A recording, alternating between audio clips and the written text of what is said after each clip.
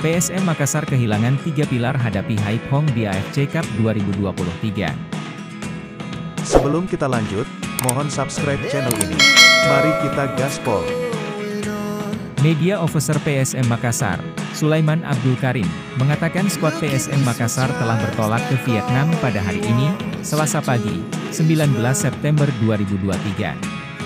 Pertandingan antara Haiphong dan PSM Makassar dijadwalkan berlangsung di Stadion Lachitrai, Haiphong, Kamis, 21 September 2023, pukul 20 WITA. Kehadiran Ananda Raihan dipastikan absen karena kewajiban membela timnas U24 Indonesia di Asian Games China 2023. Ananda Raihan sudah bergabung dengan timnas Indonesia U24 di China, ungkap Sulaiman. Kendala lain datang dari dua pemain asing, Thuin dan Fernandes, yang hingga saat pemberangkatan tim ke Vietnam belum juga bergabung dengan skuad utama. Keduanya bahkan tak terlihat saat sesi latihan terakhir PSM.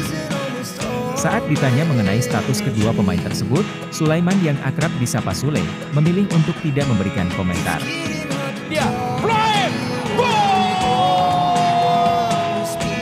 Kaik Linares diprediksi akan menggantikan peran Yuran Fernandes.